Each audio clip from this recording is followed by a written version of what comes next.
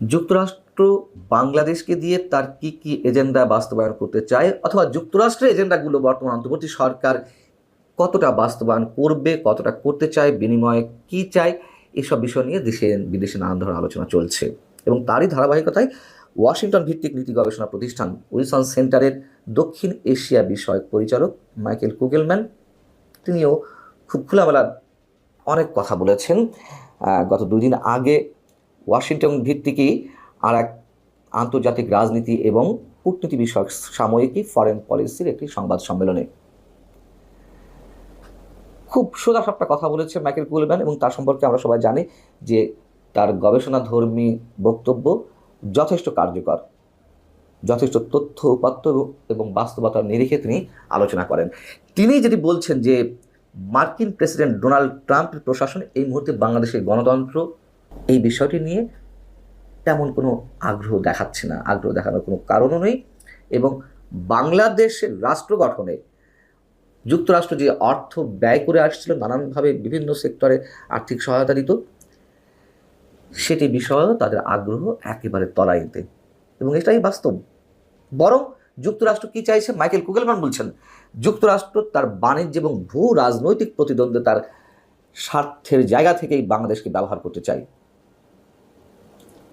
বিশেষ করে বাণিজ্য ইস্যুতে তিনি বলছেন যে যুক্তরাষ্ট্র সারা বিশ্বের বিভিন্ন রাষ্ট্রের উপরে যে নতুন শুল্ক আরোপ করলো, তার ধারাবাহিকতায় বাংলাদেশের উপরে যে 37% শুল্ক আরোপ করেছে, এটি বাংলাদেশের জন্য কঠিন বাণিজ্য নীতি হয়ে দাঁড়িয়েছে।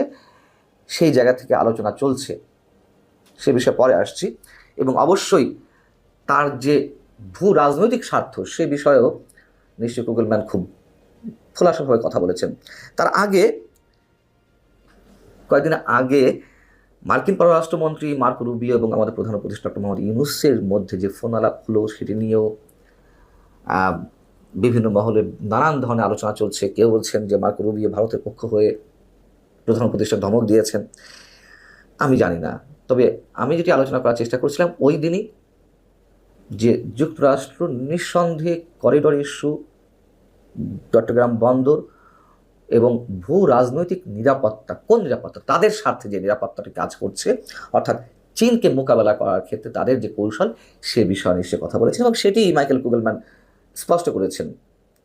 মানুষের সন্দেহ ওই দিন কেন তৈরি হয়েছিল যে মার্কো রুবিও কী কথা বললেন, যারা বলছেন ধমক দিয়েছেন, এটিও তাদের মনে করার কোনো কোনো ক্ষেত্রে যুক্তি থাকতে পারে। তার কারণ প্রধান উপদেষ্টা প্রেস উইং থেকে তো কোনো কিছু স্পষ্ট করা হয়নি, যেখানে মার্কিন স্টেট ডিপার্টমেন্টের ওয়েবসাইটে তুলে ধরা হলো যে কী কী বিষয় আলোচনা হয়েছে, এবং সেখানে স্পষ্ট যে আঞ্চলিক নিরাপত্তা, ভূ রাজনৈতিক নানান বিষয় এবং অর্থনৈতিক বিভিন্ন দিক নিয়ে আলোচনা হয়েছে। সেটিকে কেন্দ্র করে মাইকেল কুগেলম্যান বলছেন উভয় দেশের পক্ষ থেকে ওই ফোন আলাপের যে বিবরণ প্রকাশ করা হয়েছে, তাতে স্পষ্ট হয়েছে যে ওয়াশিংটনের কাছে এখন ঢাকার সঙ্গে সম্পর্কের গুরুত্ব বাণিজ্য ও আঞ্চলিক বৃহত্তর শক্তিগুলোর সঙ্গে পাল্লা দেওয়ার ক্ষেত্রে, প্রতিযোগিতার ক্ষেত্রে, এবং এটাই স্পষ্ট, কোনো ধরনের ভুল নেই। আঞ্চলিক বৃহত্তর শক্তিগুলোর সঙ্গে পাল্লা দেওয়া বলতে ইন্দো প্যাসিফিক অঞ্চলে বাংলাদেশের হাসিনা সরকারকে পতন ঘটানোর জন্য যারা মালয়েশিয়া থেকে অর্থ দিয়েছিল, এবার তাদেরকে বেছে বেছে ধরছে মালয়েশিয়ান পুলিশ। এই যে দেখুন, সেই এক্সক্লুসিভ ছবি, মালয়েশিয়ান পুলিশ কিন্তু একাধিক বাংলাদেশিদের যারা বাংলাদেশের হাসিনা সরকারের পতনের জন্য অর্থ ট্রান্সফার করেছিল বাংলাদেশে, তাদের সেই অ্যাক্টিভিটিকে ট্র্যাক করেই বেছে বেছে মালয়েশিয়া থেকে এই সব বাংলাদেশিদের ধরা হচ্ছে। এই যে দেখুন, সেই এক্সক্লুসিভ ছবি লাইন ভাবে কিন্তু সাজিয়ে দিয়েছে তাদেরকে, এবং মালয়েশিয়ান পুলিশ তাদেরকে কিন্তু রিমান্ডে নিয়ে যাচ্ছে। বলা হচ্ছে মালয়েশিয়ান জঙ্গি গোষ্ঠী আইএস এর সাথে যুক্ত হয়েই কিন্তু বাংলাদেশে হাসিনা সরকার বিরোধী কার্যকলাপ এরা চালিয়েছে, এবং সেক্ষেত্রে হাসিনা সরকারের উত্থানে পতনের জন্য অর্থ পাঠিয়েছে। এক্ষেত্রে দেখুন, এদের ঘোষণা ছিল যারাই এই আন্দোলনের সাথে যুক্ত হবে, হাসিনা বিরোধী আন্দোলনে অংশগ্রহণ করবে, তারাই অর্থ পাবে, তাদেরকেই অর্থ দেওয়া হবে। দেখুন, বাংলাদেশের একটি গুরুত্বপূর্ণ দৈনিক সংবাদ মাধ্যম এবং 4 জুলাই অর্থাৎ গতকালের প্রতিবেদন। সেক্ষেত্রে আপনারা আরো একটি প্রতিবেদনের দিকে নজর ঘোরাবো। দেখুন, যুগান্তর বাংলাদেশের একটি গুরুত্বপূর্ণ দৈনিক সংবাদ মাধ্যম, তারা কিন্তু পূর্বেই বলেছিল যে লন্ডন থেকেও হাসিনা বিরোধী অর্থ এসেছিল, হাসিনা সরকারের পতনের জন্য অর্থ এসেছিল, এই নিয়ে প্রতিবেদন করা হয়েছে। দেখুন, আবার আপনারা সেই দিকে নজর ঘোরান। দেখুন, বলা হচ্ছে পুলিশ মারলে 10,000, ছাত্রলীগ মারলে 5,000। ঢাকার গোয়েন্দা বিভাগের তরফ থেকে, গোয়েন্দা পুলিশের তরফ থেকে এটা পূর্বেই জানিয়ে দেওয়া হয়েছিল আন্দোলনের সময় যে এই রকমের তথ্য কিন্তু এসেছিল। জুলাই আগস্ট আন্দোলন, যে রেভলিউশনের কথা বলা হয় ছাত্র আন্দোলনে, সেই ছাত্র আন্দোলনের পেছনে অর্থ ঢালা হয়েছিল লন্ডন থেকে। এই প্রতিবেদন অনুসারে, যুগান্তরের এই প্রতিবেদন অনুসারে, সেক্ষেত্রে দেখুন হেডিংয়েই বলা হচ্ছে পুলিশ মারলে 10,000, ছাত্রলীগ মারলে 5,000।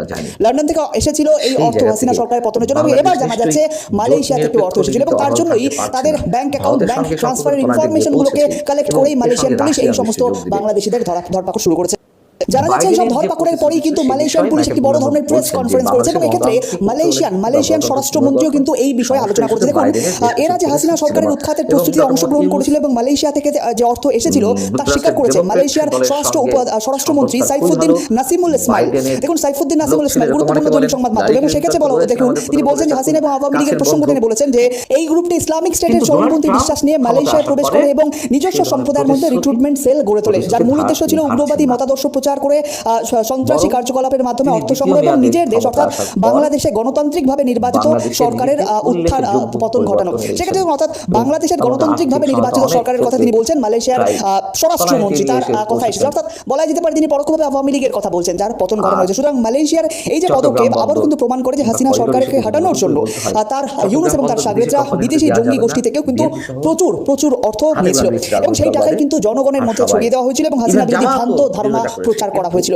কারণ আপনারা নিজেরাই দেখুন বাংলাদেশের গুরুত্বপূর্ণ দৈনিক সংবাদ মাধ্যম তারা প্রতিবেদন দিচ্ছে, ঢাকার পুলিশও কিন্তু এই ধরনের তথ্য পেয়েছিল, এবং সেক্ষেত্রে তাদের কাছে যে তথ্যটা ছিল সেটা হচ্ছে লন্ডন থেকে অর্থ এসেছিল। লন্ডন থেকে অর্থ মানে ব্যাপারটা যে লন্ডন থেকে অর্থ আসছে, মালয়েশিয়া থেকে অর্থ আসছে, এবং বলা যেতে পারে বিশ্বের আরো অনেক জায়গা থেকে অর্থ আসছে। ইউনুস সরকারের কাছে অর্থ এসেছিল, বর্তমানে ইউনুস সরকারের কাছে বা ইউনুস সাগরেদদের কাছে, যারা সেই অর্থ ব্যবহার করে হাসিনা সরকারের পতন ঘটেছে। দেখুন আবারও বলবো তথ্যের ভিত্তিতে কিন্তু এই প্রতিবেদনটি করা হয়েছে, গুরুত্বপূর্ণ দৈনিক সংবাদ মাধ্যম পাশাপাশি রয়েছে, আপনারা দেখে নিতে পারেন। এবার মালয়েশিয়া সরকার বা মালয়েশিয়া পুলিশের এই ধরনের পদক্ষেপ থেকে একটা বিষয় স্পষ্ট যে এবার ধীরে ধীরে বিশ্বের বিভিন্ন দেশ ইউনুস সরকারের বিরুদ্ধে কিন্তু পদক্ষেপ নিতে শুরু করেছে। আপাতদৃষ্টিতে এটা মনে হতে পারে যে বাংলাদেশিদের বিরুদ্ধে পদক্ষেপ নেওয়া হচ্ছে, কিন্তু পদক্ষেপ নিচ্ছে মালয়েশিয়ান সরকার, কিন্তু আদতে এই কাজটি কিন্তু করছে তারা বাংলাদেশের গণতান্ত্রিকভাবে নির্বাচিত সরকারকে অবৈধভাবে যারা সরিয়ে দিয়েছে তাদেরকে শাস্তি করার জন্য মালয়েশিয়ান সরকারের তরফ থেকে এই ধরনের পদক্ষেপ। সুতরাং নিশ্চিতভাবে বলা যেতে পারে ইউনুস সরকারের বিরুদ্ধে একটা পদক্ষেপ, ইউনুস সরকারের বিরুদ্ধে একটা স্টেপ নিল মালয়েশিয়ান সরকার, অর্থাৎ বলা যেতে পারে খেলা কিন্তু ঘুরে যাচ্ছে।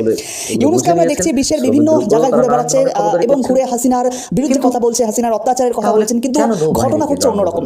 জাতিসংঘের তরফ থেকে প্রস্তাব পেশ করা হয়েছে যে বাংলাদেশে মানবতা বিরোধী লঙ্ঘনের ঘটনা ঘটছে, সেটা নিয়ে অন্য প্রতিবেদন আলোচনা করবো। তবে এক্ষেত্রে মালয়েশিয়ান সরকারের এই ধরনের পদক্ষেপ রীতিমতো কিন্তু অন্তর্বর্তী সরকারের জন্য একটা বড় ধাক্কা। একের পর এক পদক্ষেপ কিন্তু মোহাম্মদ ইউনুসের বিরুদ্ধে আমরা দেখতে পাচ্ছি বিশ্বের বিভিন্ন দেশে। এই বিষয়টি নিয়ে স্বাভাবিকভাবে একটা প্রশ্ন আছে যে কত টাকা মালয়েশিয়া থেকে বাংলাদেশে পাঠানো হয়েছিল হাসিনা সরকারের পতনের জন্য। তবে সেই বিষয়টিতে বলা হচ্ছে সেই বিষয়টি কিন্তু এখনো তদন্তের মধ্যে রয়েছে, তদন্তের আওতায় রয়েছে মালয়েশিয়ান পুলিশ সেই বিষয়টি কিন্তু। এবং রাজনীতিবিদ থেকে শুরু করে কেউ তার কথায় এখনো আস্থা স্থাপন করতে পারেনি, অর্থাৎ ডক্টর মোহাম্মদ ইউনুস তার নিজের মতো করে এগিয়ে যাচ্ছে। এখন এই মুহূর্তে বাংলাদেশের জন্য সবচেয়ে বড় উদ্বেগের যে বিষয়টি, যে 37% শুল্ক আরোপ করা হয়েছিল বাংলাদেশ থেকে যে কোনো পণ্য রপ্তানির ক্ষেত্রে যুক্তরাষ্ট্রে, সেটি কততে নামানো হবে। বাংলাদেশ এর মধ্যে প্রতিশ্রুতি দিয়েছে যুক্তরাষ্ট্রের সঙ্গে যে বাণিজ্যিক ভারসাম্যহীনতা রয়েছে সেটি কমিয়ে আনবে, যুক্তরাষ্ট্র থেকে অধিক পণ্য বাংলাদেশে আমদানি করা হবে। যুক্তরাষ্ট্র এমনকি এই কথাও বলা হয়েছিল বাংলাদেশের অন্তর্বর্তী সরকারের পক্ষ থেকে যুক্তরাষ্ট্রের স্বার্থের জন্য যা যা করা যায়, আমি এ নিয়ে একটি কন্টেন্ট করেছিলাম যে কী ধরনের ল্যাঙ্গুয়েজ এটা। বলা যেতে পারত যে আমরা উভয়ের স্বার্থ রক্ষায় একসাথে কাজ করে যেতে চাই, সেটি না বলে এ ধরনের ল্যাঙ্গুয়েজ ব্যবহার করেছিল। যাই হোক, এখন আলোচনা চলছে, চূড়ান্ত সিদ্ধান্ত বোধহয় 2-1 দিনের মধ্যে আসবে। সেটি এখন বাংলাদেশের জন্য অনেক বড় চ্যালেঞ্জ। বাংলাদেশের জন্য কি চ্যালেঞ্জ নয় সেদিকে যুক্তরাষ্ট্র তাকানোর সময় নেই। যুক্তরাষ্ট্র তার এজেন্ডা বাস্তবায়ন করবে এবং এই সরকার সম্ভবত সেই পথেই হেঁটে চলেছে, এটি অনেকখানি স্পষ্ট আমাদের কাছে। সেদিক থেকে মাইকেল কুগেলম্যানের যে ব্যাখ্যা, যে বিশ্লেষণ, তার সাথে আমাদের বিশ্লেষণে কোনো পার্থক্য নেই। দর্শক, সম্পূর্ণ ভিডিওটি দেখলেন, আশা করি বিষয়টি বুঝতে পেরেছেন। এ নিয়ে আপনার গুরুত্বপূর্ণ মন্তব্যটি অবশ্যই কমেন্ট বক্সে জানিয়ে দিবেন। ধন্যবাদ।